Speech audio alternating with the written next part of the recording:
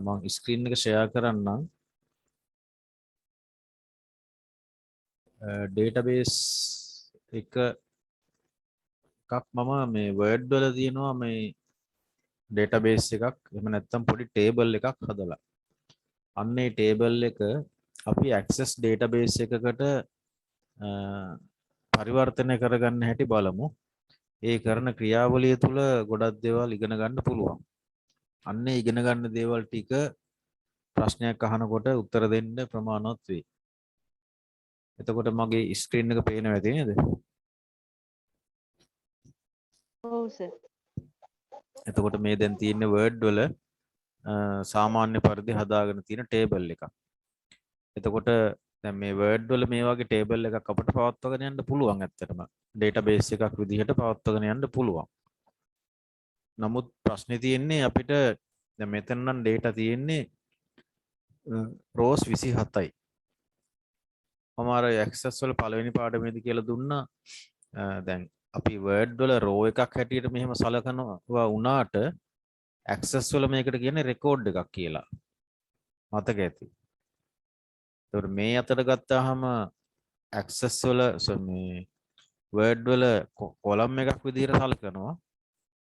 නමුත් ඇක්සස් වල මේක ෆීල්ඩ් එකක් විදිහට තමයි සලකන්නේ.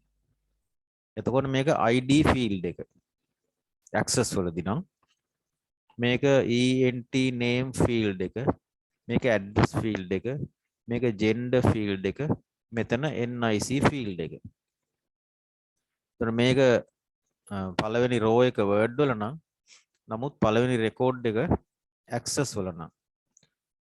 මේක පළවෙනි record එක, මේක දෙවෙනි එක, මේක තුන්වෙනි එක, මේක හතරවෙනි එක, මේක පස්වෙනි එක යන ආදී වශයෙන් record එතකොට 27ක් මේකේ තියෙනවා.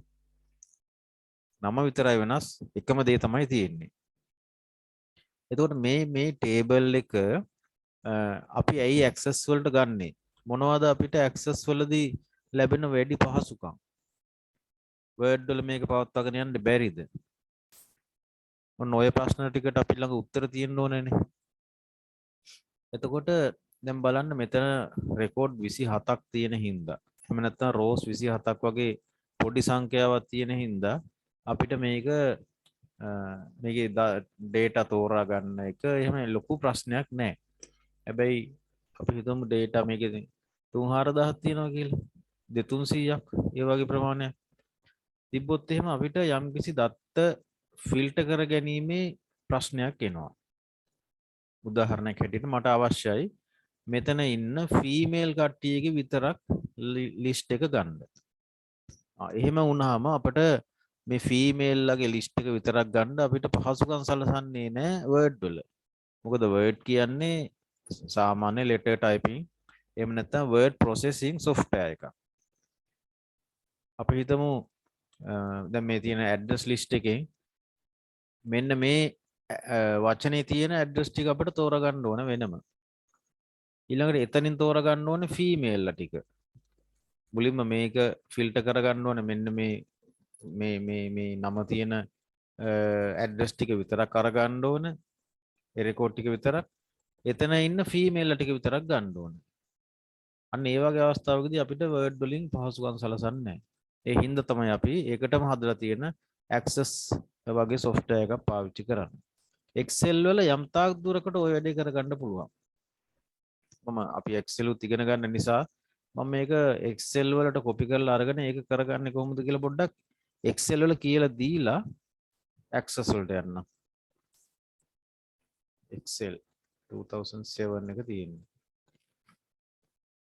දැන් මම අරක කොපි කරලා paste කරගන්නවා. මේ table එක කොපි කරලා paste කරගන්නවා Excel වලට. මේ විදිහට paste වුණා. දැන් මේකේ දැන් මෙතනින් තව ටිකක් දෙයක් ඉගෙන ගමු. දැන් රෙකෝඩ් 27ම තියෙනවා ගැටලුවක් නැහැ. නමුත් අර වගේ ලස්සන නැහැ. කියව ගන්න අමාරුයි අපිට නේ. එතකොට අපිට කරන්න පුළුවන් දැන් මේ ID field එක කියන්නේ 1 2 3 4 කියන එකනේ. ආයකට එච්චර ඉඩ අවශ්‍ය නැහැ. අපි මෙතනින් කොලම් එකේ ඉඩ අඩු කරනවා. ENT name කියන එකට ඉඩ ඕනේ මේ විදිහට. එතකොට කොලම් එකේ ඉඩ මේ විදිහට width එක වැඩි කරන්න පුළුවන්. අපිට දැන් කොලම් ගොඩක් මේ විදිහට තිබ්බොත් එහෙම මෙහාට. එතකොට මේ වැඩේ කරන්න අමාරුයිනේ. අපි ඒකට කරන්නේ මෙන්න මේ home කියන ribbon එකේ තියෙනවා format කියලා. ඒ format කියන එකේ column width කියලා තියෙනවා. එතකොට column width, auto fit column width, default width. මේ තුنين අපිට පුළුවන් කොටම කලින් මේක highlight කරලා සියලුම ටික format ගිහිල්ලා auto fit column width කියලා දෙන්න. auto fit column width කියලා දුන්නොත් එහෙම මේ data එකේ මේ column වල තියෙන එහෙම නැත්නම් මේ cell වල තියෙන data වල ප්‍රමාණයට අනුව මේ column එක fit වෙනවා. ඔන්න බලන්න. ඔව්. හරි. දැන් මේ column එකේ අඩු වැඩි වෙලා fit වෙනවා. ඊළඟට දැන් මේ ඉඩ තියෙනව නේද මේ rows අතර. මේ වගේ මේ මෙතන ලොකු ඉඩක් තියෙනවා. ඒක අපිට වැඩක් නැහැනේ. අපි ඒක මැනුවලි කරනවනේ මේ විදිහට ගානට ගෙනලා තියාගන්න ඕනේ. නමුත් අපිට මැනුවලි කරන්න ගියොත් එහෙම ගොඩක් වෙලා යන හින්දා මේ විදිහට highlight කරලා format ගිහිල්ලා auto fit row height කියලා දෙනවා. දැක්කද? එතකොට row height එක හැම එකේම ගානට fit වෙනවා. එතකොට අපිට පුළුවන් තව ටිකක් මේක මේ විදිහට හදලා දැන් ඔක්කොම undo කරමු. මේ විදිහට තව පොඩ්ඩක් හදාගෙන මේ විදිහට හදාගෙන ආපහු column auto fit column width දුන්නා. auto fit row height දුන්නා. දැන් යම් කිසි දුරකට මේක අපිට ලේසි බලා ගන්න. මම අර ෆිල්ටර් කරගන්න විදිහ පොඩ්ඩක් Excel වල කියලා දෙන්නම්. access වලට යන්න කලින්. එතකොට මට ඕන මෙතනින් අපි data කියන තැනට යනවා. මේකේ මේ female කට්ටිය විතරක් ෆිල්ටර් කරගන්න ඕනේ. කොහොමද කරන්නේ? ඒක කරන්නේ මේ menu එකේ data වලට ගිහිල්ලා මෙතන තියෙනවා filter කියලා. filter කියන එකට ගියාට පස්සේ ඔයාලට පේනවා ඉතින් මෙතන arrows වගේක් වැටෙනවා. මෙතන arrow එකයි, මෙතන arrow එකයි, මෙතන arrow එකයි, මෙතන arrow එකයි හැම column එකකම මාතෘකාවට දකුණු පැත්තෙන් arrow එකක් වැටුණා. අනේ එතන ක්ලික් කරාට පස්සේ දැන් මේ ඔක්කොම select all වෙලා තියෙන නිසා තමයි මේ සියල්ලම පෙන්වන්නේ. එහෙනම් අපිට පුළුවන් දැන් මෙතනින් අනිත් ඒ වගේ හරිය අයින් කරලා female කියන එකට විතරක් හරිය දාන්න. දාලා ඕකේ කරාම female කට්ටිය විතරක් පෙන්නනවා. ආපහු තිබ්බ විදිහට ගන්න ඕන නම් එක්ක මෙතන ක්ලික් කරන්න පුළුවන් මේ විදිහට. එහෙම නැත්නම් මෙහෙමනේ තිබ්බේ. එහෙම නැත්නම් මෙතනින් ගිහිල්ලා select all කියලා නැවත දෙන්න පුළුවන්. එතකොට මේ විදිහට තමයි data filter කරන්නේ. data filter කිරීම සඳහා අවශ්‍ය commands ඇත්තේ කොහෙද කියලා අහුවොත් එහෙම data කියන command එකේ menu එකේ data කියන command එකේ තියෙනවා. අපි තව පොඩ්ඩක් advance බලමු ඔකේ. මෙතන මට female කට්ටිය තෝරගන්න ඕනේ. ඒ වගේම ඒ රාජාංගනය කියලා තියෙන ටිකත් තෝරගන්න ඕනේ. හරි. එතකොට කරන්නේ අපි මෙතනින් advance ගිහිල්ලා මේකේ criteria range එක කියන එකට මේක තනි සෙල් එකක් වගේ තිබ්බනම් ලේසි. මේක රාජාංගනය කියලා තනි එකක් නෑ ඒ නිසා ටිකක් අමාරුයි. අපි text filters මෙන්න මෙතන මේකේ තෝරනවා address වලට ගිහිල්ලා මෙතන text filters ගිහිල්ලා contains කියන එකට ගිහිල්ලා අන්න එතන අපි type කරනවා රාජාංගනය කියලා.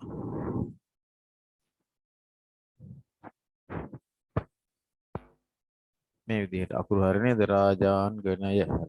ඊළඟ ඕකේ කරාම රාජාංගනය කියන වචනේ තියෙන රෙකෝඩ්ස් ටික විතරක් අපිට මේ විදිහට අරන් දෙනවා නේ. මේ හැම එකේම රාජාංගනය කියන වචනේ තියෙනවා. මෙතන 10ක රෙකෝඩ් 27න් 10ක රාජාංගනේ ෆීමේල් කට්ටිය ඔන්න අපි තෝරගත්තා. ඉතින් මෙන්න මේ විදිහට පහසුකම තියෙනවා. නමුත් Word වල ඔය වැඩේ කරන්න බෑ. මීට වඩා පහසුකම් තියෙනවා access වල.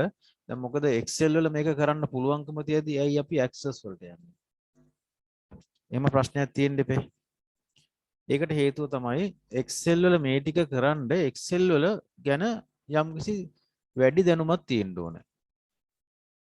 නමුත් access වල මේ database එක හදලා කිසිම දෙයක් දන්නේ නැති කෙනෙකුටත් මේ data ටික මේ විදිහට filter කරගන්න අවශ්‍ය කරන buttons දාලා list box දාලා combo box දාලා හදන්න පුළුවන්. ඉතින් මේ අද දවසේ මම මේ ඒ ටික කරන හැටි කියලා දෙන්නම්. ඒ කියන්නේ access දන්නේම නැති කෙනෙකුට Excel දන්නේම නැති කෙනෙකුටත් කොහොමද data ටික filter කරගෙන තමන්ගේ වැඩ ටික කරගන්නේ කියලා. ඒ වැඩ ටික කරගන්න ඕන කරන ප්‍රෝග්‍රෑම් එකක් හදලා දෙන්නේ කොහොමද කියන එක අපි දැනගෙන ඉන්නවා නම් හොඳයි. හැබැයි විභාගෙදී ඔයාලට ප්‍රශ්නවලදී ඒ දැනුම ඒ විදිහටම පරීක්ෂා කරන්නේ නැහැ. මොකද ඒක ප්‍රැක්ටිකලි කරන එකක් නෙමෙයි නිසා ඔයාලගේ පේපර් එකේ ලියන්න තියෙන දෙයක් නිසා ඒ පරීක්ෂා කරන ටිකට අවශ්‍ය කරන දැනුම ලබා ගැනීමේදී මම ඒ කියලා දෙන්න ටික වැදගත් වෙයි. මම ඒ පේපර් එකට එන විදිහ කොහොමද කියලා ඔය ඒ අතරම කියලා දෙන්න. හරි මම දැන් ඇක්සස් වලට යනවා. මොනවා හරි ප්‍රශ්න තියෙනවා නම් අහන්න.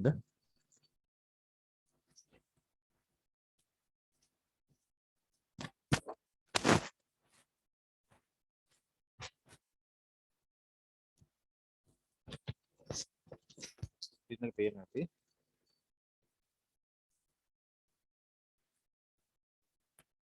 හරි. දැන් මම ඉන්නේ Access 2007 වල වෙල්කම් ස්ක්‍රීන් එකේ. ස්ටාර්ටින් ස්ක්‍රීන් එකේ.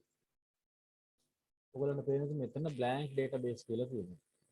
ඒක ක්ලික් කරාම දකුණු පැත්තට එනවා ෆයිල් නේම් එකක් දෙන්න ඕනේ. මම මෙතනට ෆයිල් නේම් එකක් දෙනවා name list කියලා. සේව් වෙන්නේ කොහෙද? C:users ආනන්ද documents කියන එක. ඒ කියන්නේ කොහෙද hard disk එකේ බැලුවොත්? hard disk එකේ C වල users කියන folder එකේ users කියන folder එකේ ආනන්ද කියන එකේ ඒක ඇතුලේ ආනන්ද කියලා folder එකක් තියෙනවා. ඒක ඇතුලේ documents කියලා folder එකක් තියෙනවා. මේකේ documents folder එක. ඒක ඇතුලේ තමයි save වෙන්නේ. මම මේකට name list කියලා දීලා create කියලා click කරනවා. එතකොට බලන්න name list කියලා මෙන්න මේ database file එක ආවා. ඔයාලා මතක තියාගන්න exam එකට දෙන්න පුළුවන් icon 4ක් දීලා. මේ icon 4න් access වල icon එක තෝරා ගන්න. icon එකේ පින්තූර 4 දෙනවා. access වල මේ යතුරක් වගේ එකකුත් එක්ක තමයි icon එක තියෙන්නේ. excel වල icon එක ඔයාලා දන්නවා. word වල icon එකක් දන්නවා w අකුරක් තියෙන්නේ. excel වල පොළ පාටින් x අකුරක් වගේ එකක් තියෙන්නේ. ඒවා ගැන ඒ වගේ ප්‍රශ්න තමයි හම්බ වෙන්නේ. හරි. අපි දැන් හදන්න යන්නේ මෙන්න මේ table එක access database එකකට ගන්න හැටි. right.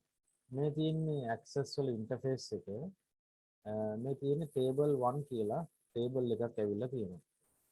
එතකොට access වල තියෙන දේවල් සියලුම දේවල් objects කියලා තමයි කියන්නේ. ඒ කියන්නේ මේ මෙන්න මේ පැත්තේ පෙන්නන ඔක්කොම දේවල් objects. ඉතින් object type එහෙම. ඒකට table කියන්නේ object එකක්. ඉතින් access වල මොනවා කරන්නත් කලින් table එකක් හැදිලා තියෙන්න ඕනේ. ඒ නිසා තමයි එයා table කියලා object එකක් පළවෙනි අවස්ථාවේම අපිට දාලා දීලා තියෙන්නේ. ඉතින් මේ table එකත් ඇත්තටම නිකන් Excel මේ වගේ table එකක් වගේ තමයි. ඒක හදන හැටි බලන්න. right දැන් බලන්න එතන තියෙන columns 1 2 3 4 5 කොලම්ස් 5යි. පළවෙනි කොලම් එක ID. ID කියන එක 1 2 3 4 5 6 කියලා යන සාමාන්‍යයෙන් එකින් එක වැඩි වීගෙන යන කොලම් එකක්. අපි මුලින්ම ඒක ක්‍රියේට් කරමු මෙතන. දැන් මෙතන අපි මුලින්ම home tab එකේ home tab එකට ගිහිල්ලා table කියන එක ක්ලික් කරලා table එකේ තියෙනවා මෙන්න මෙතන මෙනු ribbon එකේ තියෙනවා view කියලා තැන. එතන තියෙනවා command දෙකක්. එකක් තමයි data sheet view. අනික තමයි design view. හරි? දැන් පළවෙනි අවස්ථාවේ නිසා design view එකේදී අහනවා මේ table එකට නමක් දෙන්න කියලා. අපිට ඕන නම් table 1 කියලාම දෙන්න පුළුවන්. එයා දීපු නම. නැත්නම් අපිට මේක වෙනස් කරන්න පුළුවන්. name list කියලාම වෙනස් කරන්න. එතන වෙනකල් පැහැදිලිද? ඔකේ කරා. එතන වෙනකල් පැහැදිලිද? පැහැදිලි. හරි. එතකොට මම name list කියලා table එකක් හදාගත්තා. මම දැන් හදන්න යන්නේ මේ වගේම මේක ਸਰව සම table එකක් access කරලා. පළවෙනි column එක අපිට දීලා තියෙනවා ID. හරිද? ඔන්න ID column එක. දැන් මේ තියෙන්නේ අර වගේ table එක නෙමෙයි. මෙන්න මේ table එක නෙමෙයි මේ තියෙන්නේ. ඒ table එක design කරන්නයි යන්නේ.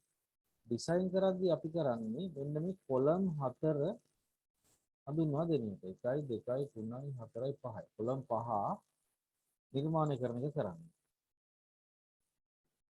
right මෙතන ID. ID කියන එක ගත්තාම ඒක field name එකනේ. පළවෙනි field name එක ID. දෙවෙනි field name එක බලන්න මේක කියන්නේ ENT name කියලා. හරි. ඔන්න ENT name කියලා මම දෙවෙනි column එක නම් කරගත්තා. දෙවෙනි column එකේ තියෙන්නේ විනාඩි 10කින් කට් වුණොත් නැවත කනෙක්ට් වෙන්න. දෙවෙනි field එකේ තියෙන්නේ තනිකරම text නේ. ඉලක්කම් නැහැනේ. නමනේ තියෙන්නේ. එහෙනම් අපි මෙතන data type එක තෝරනවා text කියලා. data type ගණනාවක් තියෙනවා. 1 2 3 4 5 6 7 8 9 10 11ක් තියෙනවා data type. මෙතන 2007 වල නිසා මේ text කියලා තියෙන්නේ. 2010 වල long text කියලා තියෙනවා මට මතකයි. ඉතින් මේක text කියලා දෙනවා. බැරි වෙලාවත් number කියලා දුන්නොත් මොකද වෙන්නේ? අපිට නම් අකුරු type කරන්න දෙන්නේ නැහැ යායකට. ඒ නිසා අපි හඳුනා ගන්න ඕනේ මුලින්ම මේ data type මොනවද කියලා. ID කියන එකේ data type එක text කියලා දුන්නත් ගැටලුවක් නැහැ. නමුත් ID කියන එකේ 1 2 3 4 කියලා වැඩි වීගෙන යන්න දෙපේ. අපි data එකින් එක enter කරන්න වැඩි වීගෙන යනවා. ඒක නිසා තමයි මෙතන auto number කියලා කියන්නේ. ඒක අපි දෙන්න අපි type කරන්නේ නැහැ සාමාන්‍යයෙන්. ඊළඟ column එක හදමු. address එක. address එකේ data type එක මොකද්ද? text. ඒක text නයි. ඒක text නයි. ඊළඟට කොහොම කරගෙන යනකොට මෙන්න මේ පල්ලෙහා තියෙන field properties කියලා එකක්. දැන් බලමු ID කියන එකට ගියාට පස්සේ මේ field property ටික වෙනස් වෙනවා. මේකට ගියාට පස්සේ field property වෙනස් වෙනවා. ඒ වෙනස් වෙන්නේ මෙන්න මේ data type එකට අනුව. text කියන එකේ data type එකට අනුව මේක වෙනස් වෙනවා. මෙතනට ගියාට පස්සේ ඒකේ data type එකට අනුව මේ field properties වෙනස් වෙනවා. ඔයාලට පේනවද මෙතන new values කියලා තියෙන තැන increment කියලා කියනවා. එතන increment අනික random.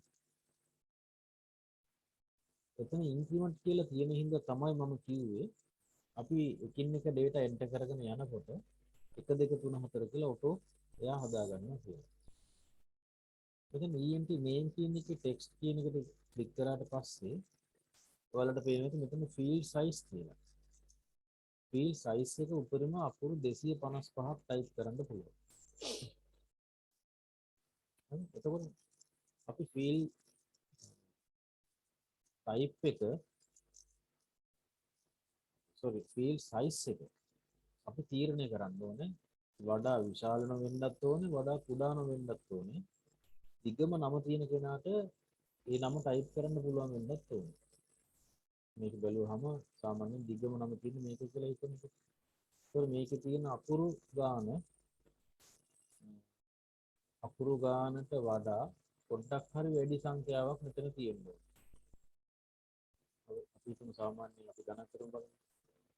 1 2 3 4 5 6 7 8 9 10 11 12 ස්පේස් එකක් අකුරක් 17 18 19 20 21 22 23 24 25 26 විතක් අකුරක් 27 28 29 30ක් තියෙනවා වැඩි. එහෙනම් අපිට මේකට 30 කියලා දාගත්තත් ඇති 35 කියලා දාගත්තත් ඇති. 255 කියලා කියන්න පුළුවන්. නමුත් ඩේටාබේස් එකේ ධාරිතාව වැඩි වෙනවා.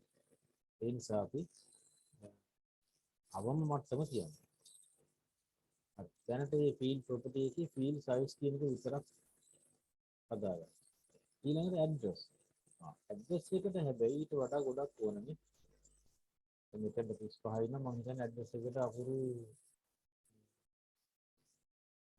ගාමු 70ක් දාමු. මොකද මෙතන තියෙන දිග එකක් නේ.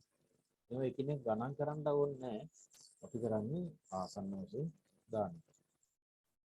එතනට අපි දාමු 70ක් කියලා. 100ක් දාමු.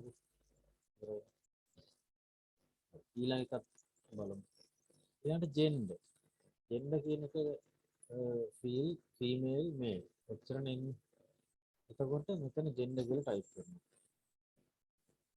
ජෙන්ඩර් මෙතනින් ටෙක්ස්ට් කියලා දුන්නොත් එහෙම data enter කරන කෙනාට සිද්ධ වෙනවා හැමතිස්සෙම ෆීමේල් ෆීමේල් ෆීමේල් කියලා ටයිප් කරන්න. මේල් මේල් මේල් කියලා ටයිප් කරන්න. ඊට වඩා නරකද ඕක සිලෙක්ට් කරන්න තිබ්බනම්. ඒ නිසා අපි මෙතන මෙන්න මෙහෙම වැඩක් කරනවා. මේක තියෙනවා lookup wizard කියලා. මේ lookup wizard කියන එකට ගිහිල්ලා මෙතන තියෙනවා I want lookup column to කියලා උඩ වෙනම කතාවක් තියෙනවා. ඒක අපි තෝරන්නේ නැහැ. අපි තෝරන්නේ යටේ. I will type in the values that I want. එහෙම කරලා next කරන්න. ඊට පස්සේ මෙන්න මෙතන තියෙනවා පොඩි කොලම් එකක් අපිට දෙනවා. එතන දෙනවා අපි මේල් කියලා පළවෙනි එකට දෙනවා. ෆීමේල් කියලා දෙවෙනි එකට දෙනවා. ඊළඟ next කරනවා. මෙතන තව එකක් තියෙනවා. allow multiple values. ඒක ටික් කරන්න පුළුවන් ඕනේ නම්. ඒක ටික් කරොත් මොකද වෙන්නේ මේකට අදාළව.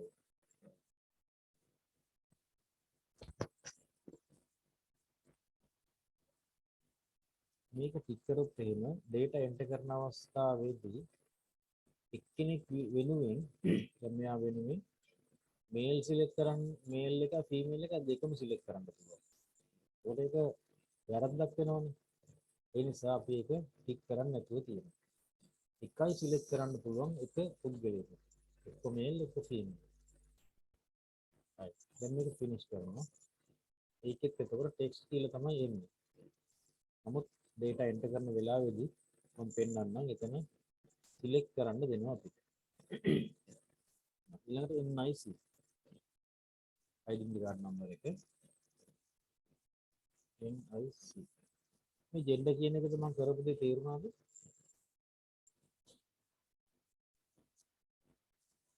මේක මේ data enter කරන කෙනාගේ පහසුව සඳහා තමයි මේ වැඩේ කරන්නේ. එතකොට ටයිප් කරන්න ඕනේ නැහැ නිතරම සිලෙක්ට් කරන්න පුළුවන්. NIC කියන එක දැන් ලංකාවේ ගත්තාම අකුරු V අකුරත් එක්ක කලින් වර්ණ විදිහට තිබ්බේ 10යි. identity card number එකේ. නමුත් දැන් අලුත් එක ගත්තොත් 12ක් තියෙනවා. ඒ නිසා අපි අකුරු 12ක් දෙන්න ඕනේ මෙතන. 10ක් දුන්නොත් එහෙම අලුත් identity card numbers enter කරන්න බැරුව යනවා. මේක නම් අනේ මෙතනත් එකක් තියෙනවා 11ක් තියෙනවානේ 1 2 3 4 5 6 7 8 9 10 11 තියෙනවා ඔව් ඒ නිසා 12ක් දෙන්න ඕනේ sorry 12 එතන නෙමෙයි sorry ටෙක්ස්ට් මෙන්න මෙතන 12 දෙන්න ඔන්න අපි කොලම්ස් ටික හදාගෙන ඉවරයිද 1 2 3 4 5යි මෙතනත් කොලම්ස් 5යි අපි දැන් කරන්නේ මෙතන සේව් කරනවා දැන් මේ හැදුවේ ටේබල් එකේ ස්ට්‍රක්චර් එක එතකොට ඔයාලට පේනද මෙන්න මේ ID කියන එක ළඟින් තියෙනවා යතුරක් වැටිලා හරි ඒ වගේ මේක ෆීල්ඩ් ප්‍රොපර්ටිස් වල තියෙනවා මේ ඉන්ඩෙක්ස් කියන තැන no duplicates කියලා ඒ කියන්නේ මෙතන 1 2 3 4 5 කියලා නැවත එකේ ඉලක්කමක් මේ මෙතට එන්න බෑ කියලා. බැරි වෙලාවත් එහෙම එකක් අපි අතින් ටයිප් වුණොත් එයා ඒක වැරද්දක් හැටියට එයා බාරගන්නේ නැහැ. අයි ඉන්සර්ට් කරන්නේ නැහැ. right. ඒ වගේම තමයි මෙහෙම දෙයක්. දැන් අනිවාර්යයෙන්ම ටේබල් එකකට ඒ වගේ ප්‍රයිමරි කී එකක් තියෙන්න ඕනේ. අපිට NIC කියන එකට ප්‍රයිමරි කී එක දාන්න බැරිද? අනිත් ඊගාව කාරණේ තමයි මේ ID field එකේ ඔව් මම කිව්වා duplicates කියන්න බෑ කියලා. ID කියන field එකට තව සංඛ්‍යාවක් සමාන data එකක් එන්න බෑ. හැබැයි NIC කියන එකටත් එහෙම එන්නේ නැහැ නේද? කවදාවත් හඳුනුපත් අංකයක් වෙන්නේ සමාන වෙන්නේ නැහැ නේ. අපිට ඒකටත් මේ විදිහට primary key එක දාන්න පුළුවන්. මේ මේකට දාන්න නැතුව.